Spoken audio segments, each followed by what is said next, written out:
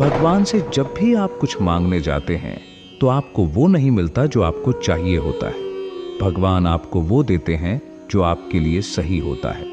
नमस्कार दोस्तों, आपका स्वागत है हमारे YouTube चैनल इंस्पायर्ड सिंक में। आप देख रहे हैं हमारी नई श्रृंखला जिसका नाम है गीता का ज्ञान। यथार्थ गीता को पढ़ने के बाद में जितना मेरी समझ में आया है, श्रीमद् भगवद गीता की यथार्थ व्याख्या से, उसमें से गीता के सार को समझाने का प्रयास आपको कर रहा हूं, ताकि आपके मन में भी जिज्ञासा पैदा हो अपने शास्त्र को पढ़ने की। आज हम समझेंगे कि श्रीमद् भगवद गीता के दूसरे अध्याय से क्या सीखा जा सकता है। आज इस वीडियो में दूसरे अध्याय की बात होगी। इसका नाम सांख्य योग बताया गया है, लेकिन जो हमारे परमहंस स्वामी श्री अडगड़ानंद महाराज हैं, वो कहते हैं कि ये सांख्य योग नामक अध्याय नहीं है, ये कर्म जिज्ञासा नामक अध्याय है। क्योंकि इस अध्याय में आपके मन में भी एक जिज्ञासा पैदा होगी कि कर्म आखिर है क्या, जिसके लिए भगवान श्री कृष्ण कहते हैं सिर्फ कर्म करो, फल की चिंता मत करो। वो कर्म कौन सा है? क्या ये वो कर्म है जो आप और हम डेली लाइफ में करते हैं, अपनी नौकरी बचाने के लिए, अपना व्यवसाय करने के लिए, अपने धंधे को और बड़ा करने के लिए, अपने बिजनेस को और आगे ले जाने के लिए? नहीं। अर्जुन को कौरवों को मारने में कोई परेशानी नहीं थी। कौरवों के खिलाफ अर्जुन के मन में बहुत क्रोध था, मगर आचार्य द्रोण थे, आचार्य कृपाचार्य थे, पितामह भीष्म थे, ऐसे जो लोग थे उनको मारने में अर्जुन को लग रहा था कि ये बड़ा मुश्किल होने वाला है। अपने बुजुर्गों को कैसे मारा जा सकता है, कैसे इस युद्ध में आगे जाया जा सकता है। बहुत सारे बंधन थे, बहुत सारी रूढ़ियां जो थी, उनका सहारा लेकर अर्जुन भयभीत हो चुके थे। इनको देखकर अर्जुन घबरा चुके थे। अब अर्जुन को भी मोटिवेशन की जरूरत थी, सच्चाई को जानने की जरूरत थी। हालांकि अर्जुन ने बहुत सारे सिद्धांत बताए, बहुत सारी रूढ़ियां, बहुत सारे रीति रिवाज जो थे वो सामने लेकर आए, लेकिन अभी तक भगवान श्री कृष्ण ने कुछ कहा नहीं। वो इसी दूसरे अध्याय में अर्जुन की उन तमाम रूढ़ियों को मिटाने की कोशिश करते हैं। अर्जुन को बताने की कोशिश करते हैं कि सत्य क्या है और मिथ्या क्या है, वो क्या है जो हमेशा शाश्वत रहने वाला है। जो आज में है वो कई बार मिथ्या होता है, क्योंकि वो कल नहीं था और ना ही आने वाले कल में होगा। जो वर्तमान है वो सिर्फ मिथ्या है, क्योंकि ना तो वो पास्ट है ना वो फ्यूचर में रहने वाला है। वो मिट जाने वाला है, वो समय के साथ चला जाने वाला है। लेकिन कोई है जो शाश्वत रहने वाला है, हमेशा रहने वाला है।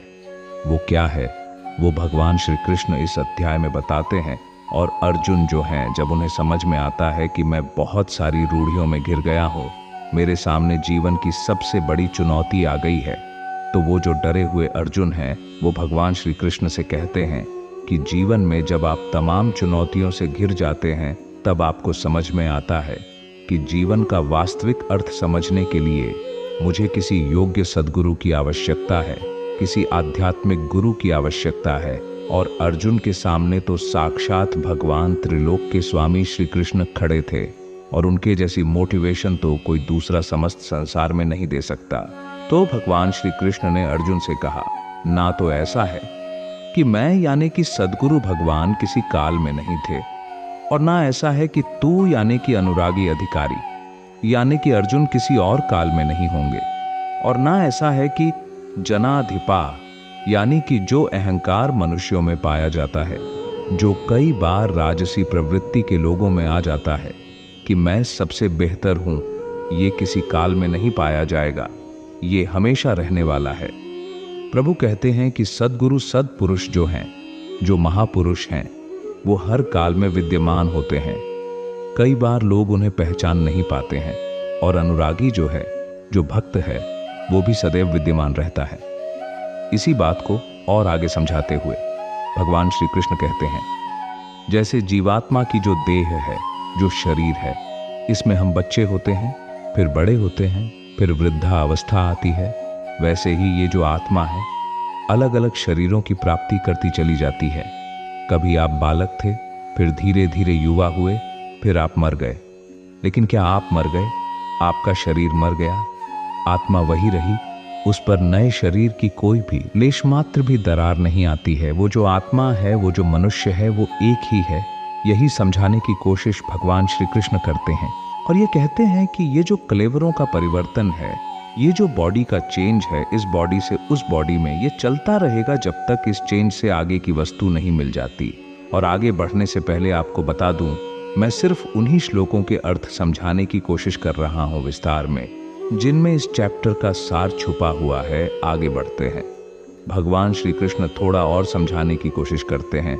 अपने सखा, अपने मित्र, अपने शिष्य अर्जुन को माधव श्री कृष्ण कहते हैं कि हे अर्जुन, सुख दुख, सर्दी गर्मी की शीतलता को देने वाले जो ऋषियों के संयोग हैं, वो बस क्षण भर के होते हैं।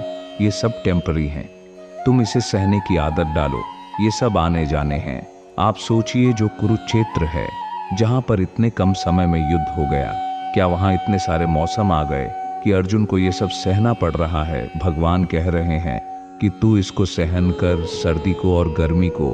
असल मायने में ये जो युद्ध है, ये गीतोपति युद्ध जो है, ये बाहरी युद्ध नहीं है। ये आपके अंदर हृदय में जो विकार है, जो अच्छाई में बुराई में लड़ाई चल रही है, ये युद्ध उसका है।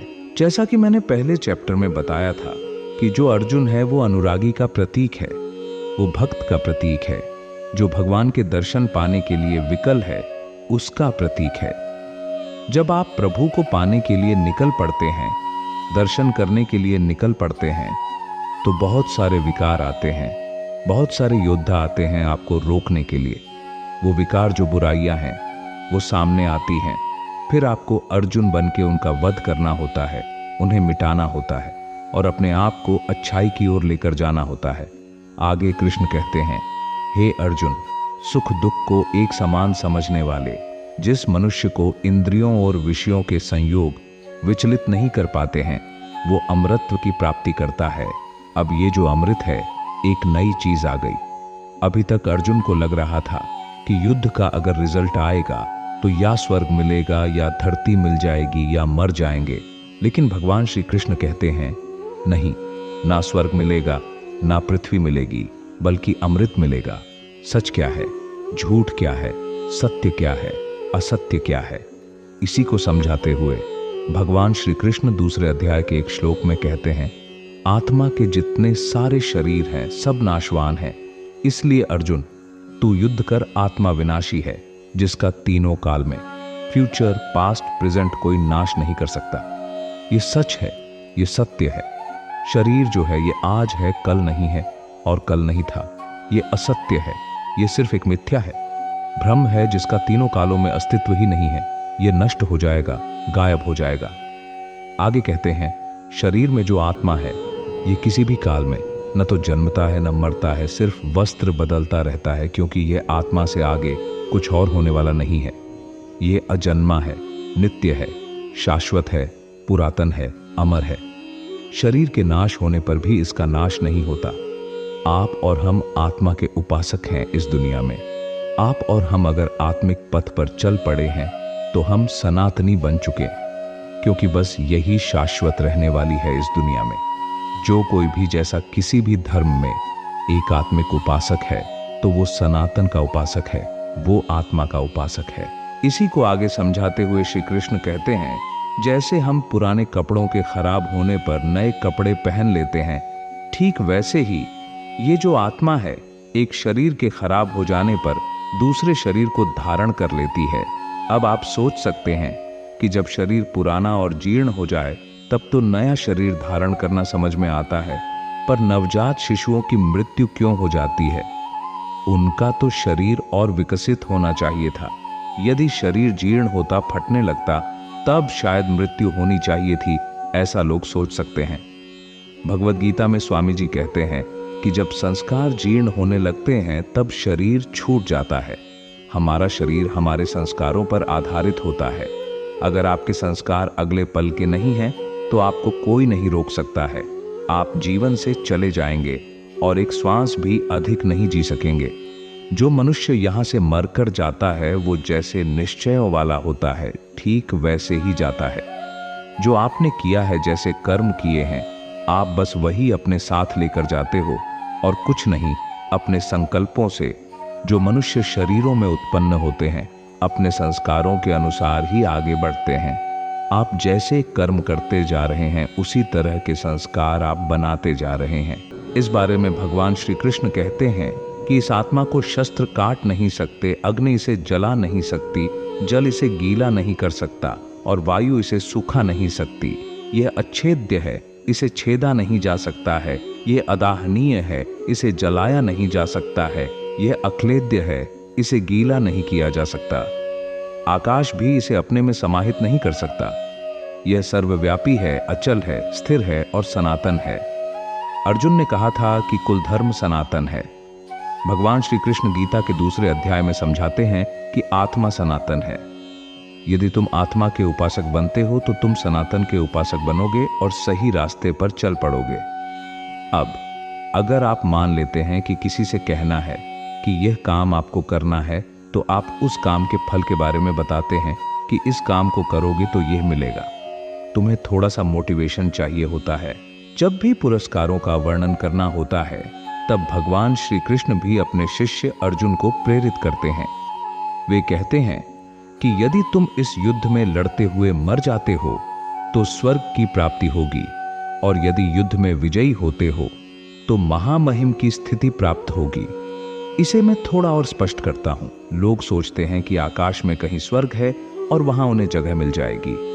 नहीं, हमारे शास्त्रों में और स्वामी जी यथार्थ गीता में कहते हैं कि अगर हम स्वर्ग में विचरण करना चाहते हैं तो हमें ध्यान में जाने की जरूरत होती है, न कि केवल कल्पना में। यहां स्वर्ग में विचरण करने की बात हो रही है, ध्यान लगाने की बात हो रही है कि तुम स्वर्ग प्राप्त करोगे। अगर इस युद्ध में जो तुम काम, क्रोध, लोभ, मोह जैसे विकारों के साथ लड़ रहे हो और अगर इसमें हार जाते हो तो भी इतना तो है कि तुम सही रास्ते पर चलकर उतनी शक्ति पा लोगे कि स्वर्ग में विचरण कर सकोगे। और अगर मान लो जीत जाते हो तो महामहिम ब्रह्म की जो उपाधि है, वह स्थिति जिसे मोक्ष कहते हैं, वो प्राप्त कर लोगे। आगे बढ़ते हैं और दो तरह की बुद्धि और योग के बारे में बात करते हैं। जैसा कि श्रीमद् भगवद गीता में कहा गया है कि ये जो बुद्धि है, जो अभी मैंने आपको बताया कि स्वर्ग की प्राप्ति होगी और महामहिम की स्थिति जीतने पर हासिल होगी, वह ज्ञान योग है।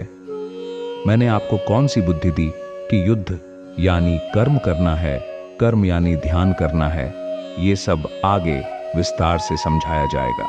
और ज्ञान योग में केवल इतना है कि आप अपनी स्थिति का मूल्यांकन कर लें, यानी इस धर्म का थोड़ा भी अनुसरण आपको बड़े भय से बचा लेगा।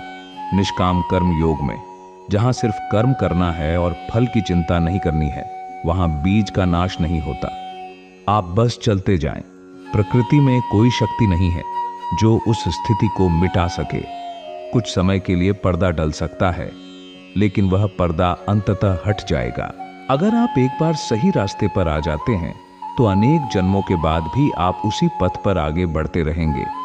भगवद गीता के 6ठे अध्याय में भगवान श्री कृष्ण कहते हैं कि अगर आपने एक बार कर्म के बीज को बो दिया तो बहुत से जन्मों के बाद भी आप उस स्थान पर पहुंच जाएंगे जिसे परम धाम कहा जाता है, जिसे मोक्ष कहते हैं। बहुत से लोग सोचते हैं कि ज्ञान योग में बस यही मान लेना है कि अहम ब्रह्मास्मि, मैं ही ब्रह्म हूं, लेकिन ऐसा नहीं है। ज्ञान योग और कर्म योग दोनों में आपको कर्म करना है, दोनों में आपको युद्ध लड़ना है और दोनों में आपको ध्यान लगाना है। अब मैं उस श्लोक का अर्थ बताता हूं जिसके बारे में बहुत लोगों ने बात की है और जो विभिन्न जगहों पर कोट भी किया जाता है। कर्मण्येवाधिकारस्ते मा फलेषु कदाचन। हे अर्जुन, तेरा अधिकार केवल कर्म करने में है, फल में नहीं। ये श्लोक निष्काम कर्म योग के बारे में है, जहां कहा गया है कि कर्म पर ध्यान दो और फल की चिंता मत करो, फल देना मेरा काम है। जब तुम मेरे बारे में सोचोगे और फल की चिंता छोड़ दोगे तो फल तुम्हें मिलेगा। यही इस श्लोक का यथार्थ अर्थ है। बहुत से लोग इस श्लोक को कई जगहों पर उद्धृत करते हैं और कहते हैं कि कर्म करो, फल की चिंता मत करो। सांसारिक मोह माया में जो काम आप कर रहे हैं, चाहे वह व्यापार हो या नौकरी, वहां फल की चिंता तो करनी ही पड़ेगी। अगर आप वहां फल की चिंता नहीं करेंगे तो शायद आप अच्छा काम नहीं कर पाएंगे, शायद आप अपनी क्षमताओं को सुधार नहीं पाएंगे। लेकिन यहाँ भगवान श्री कृष्ण अपने मित्र अर्जुन से कहते हैं कि हे अर्जुन, तुम्हें कर्म करने में अधिकार है, फल की चिंता मत करो। और साथ ही वे यह भी कहते हैं कि अकर्म यानी कर्म न करने का भाव, इसमें आसक्ति मत पैदा करो कि मैं तो कर्म ही नहीं करूंगा, सब कुछ आप पर छोड़ दूंगा। ऐसा नहीं है, तुम्हें केवल कर्म करना है, तुम्हें केवल ध्यान करना है, फल की चिंता नहीं करनी है कि मुझे महान स्थिति मिलेगी या स्वर्ग मिलेगा, वह सब मुझ पर छोड़ दो। भगवान श्री कृष्ण कहते हैं कि जब आप निष्काम कर्म योग के जरिए ध्यान करना शुरू करते हैं तो आप फल की चिंता मत करो। यही इस श्लोक का यथार्थ सार है। अब आगे बढ़ते हैं और मैं आपको समझाने की कोशिश करता हूं कि किस काल में और किस समय पर वो वैराग्य प्राप्त होता है, वो स्थिर बुद्धि का साथ आता है, वो असली ज्ञान आता है। इसके बारे में भगवान श्री कृष्ण कहते हैं, जिस समय में जो भी साधक, जो भी उपासक है, जो भी उस रास्ते पर चला है, उसकी बुद्धि वो जो मोह वाला दलदल है उसे पार कर लेती है। बिल्कुल भी मोह नहीं रह जाता, न परिवार में, न प्रतिष्ठा में, न धन में। सबसे लगाव टूट जाता है, सबसे अलग हो जाता है, मन वैरागी हो जाता है, उसके अंतःकरण में एक अलग धुन बजने लगती है। उस समय जो सुनने योग्य बातें हैं, जो चलने योग्य रास्ता है, उसके बारे में समझ डेवलप होती है, वैराग्य प्राप्त होने लगता है, उसे आचरण में ढालने की बात आने लगती है। इसीलिए भगवान श्री कृष्ण कहते हैं कि मनुष्य के मन में जो भी कामनाएं हैं, जब वो उन्हें त्याग देता है तब जाके वह आत्मा के दर्शन कर पाता है, आत्माराम बन पाता है। लेकिन साथ में चेतावनी भी देते हैं अपने मित्र अर्जुन को, जिस तरीके से जल में नाव को जो हवा होती है वह हरण करके ले जाती है, उसे मंजिल से दूर ले जाती है। एक तेज हवा आती है और नाव अपने टारगेट से दूर हो जाती है। ठीक वैसे ही जो विषयों में विचरण करती हुई इंद्रियां हैं, जिस इंद्री के साथ मन रहता है, वह एक ही इंद्री है जो मनुष्य की बुद्धि को हर लेती है। इसलिए लगातार योग का आचरण करना, लगातार ध्यान में लगे रहना बहुत जरूरी है।